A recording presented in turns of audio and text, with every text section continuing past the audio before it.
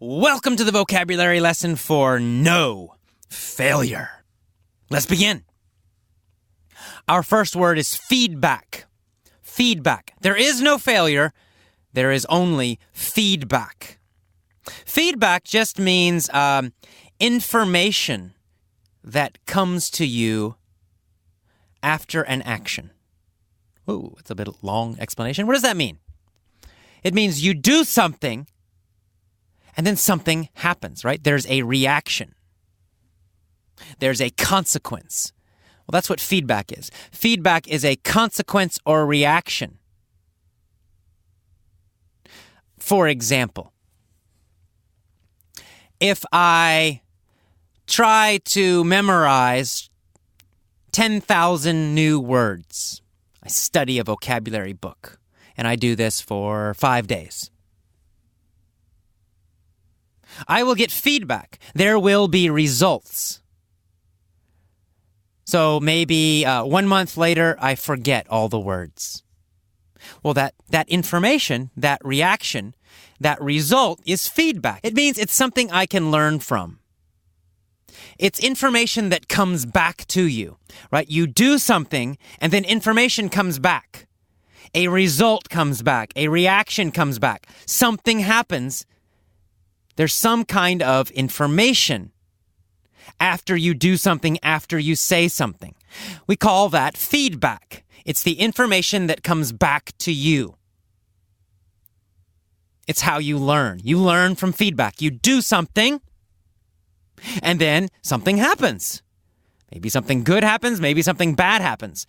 Whatever happens, that result is feedback. It's information that comes back to you, and then you can change what you're doing. If you like the feedback, if you like the result, well, keep doing it more. If you don't like it, then you try something else. All right. Our next phrase is to tack on. So in this article, he says, we tack on a label. Right? It's not the event that's important. It's the label we tack onto it. So he's saying something happens, then we tack on the label failure or failing. To tack on means to put on something. So if you tack on a label, you tack on a name, it means you put the name onto the experience. Something happens, and then you decide this is a failure, right? You're putting the name onto it. You're tacking it on. So again, tack on means to put on something or to stick onto something. Our next word is process or processes. And a process is really, it's an event. It's something that happens. It's a series of actions. So it's not a one-time thing. It's something that happens over time, a process. So we talk about a learning process. It means the learning happens over time. It's not just suddenly it happens and it's gone. A process happens over time. It continues over some time. That's a process. Something that continues over time. Some action that continues over time. Process, a process. Our next word is to contrast. This can be a noun also, but we're using it as a verb. So he says, contrast two boys. So when you contrast something, you're contrasting two boys. To contrast two boys means to compare them. Compare them. Look at the differences. When you contrast, you're looking at the differences. You're comparing differences. So let's contrast these two shirts. It means we're looking at the two shirts. We're trying to find what's different. You're comparing and finding what's different. To contrast. To contrast. So we're looking at the two boys. We're looking, how are they different? We're comparing them to see how they're different. We're contrasting them.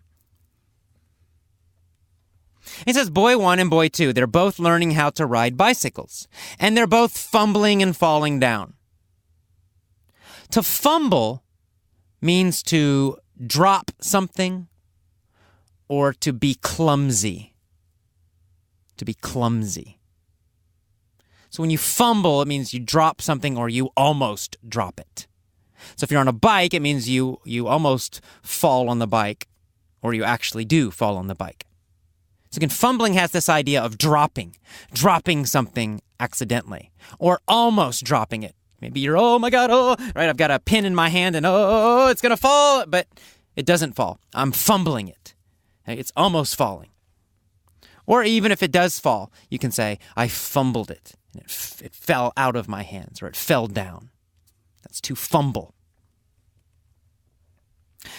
Then later in the article, he says that boy 1 decides that he's failing. He says, I'm a failure. And boy 1 just doesn't get it. To get it means to understand.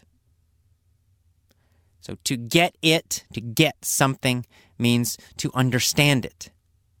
So you say, I get it. It means, I understand it.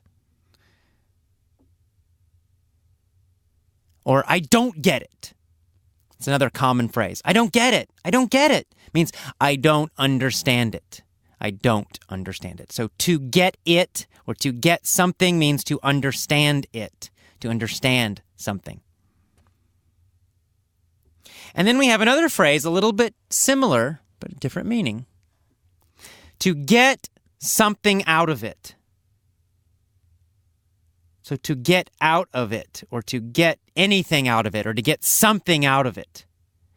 It means an experience.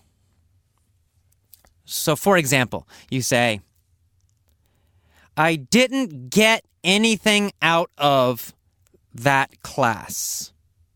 I did not get anything out of that class.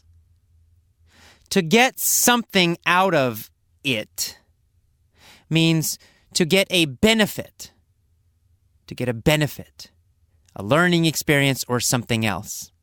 So if you say, I didn't get anything out of the class, it means I didn't learn anything from the class. So again, to get something out of an experience means to learn something from the experience.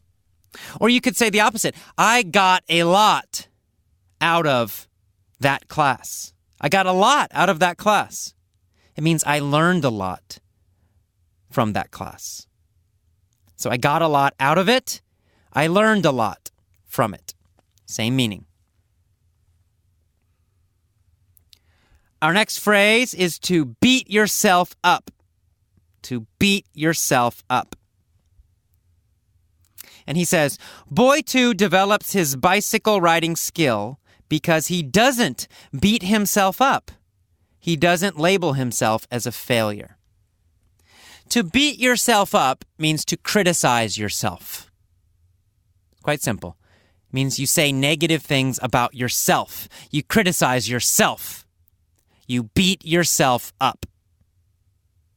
So if I beat myself up, I say, oh, AJ, you're a failure. AJ, you're so stupid.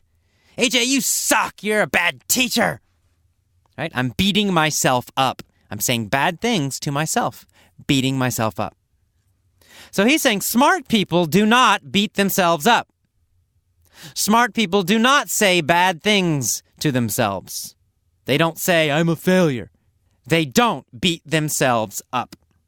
They don't criticize themselves. All right, and finally, one more phrase actually, cruising along. He says sometimes in your life, things are cruising along. Parts of your life are cruising along. Cruising along means going well, going smoothly, happening easily, doing very well.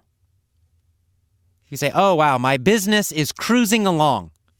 It means my business is having no problems. It's moving forward with no problems. So cruising along, if something is cruising along, it means it's going steadily. It's moving forward and there are no problems. We can say, oh, my relationship with my girlfriend or wife or husband or boyfriend. You could say, my relationship is cruising along. It means there are no problems. Everything is fine. Everything's moving forward smoothly, steadily. So that's cruising along, to be cruising along. And that is the end of our vocabulary lesson for no failure. I will see you next time. Bye-bye.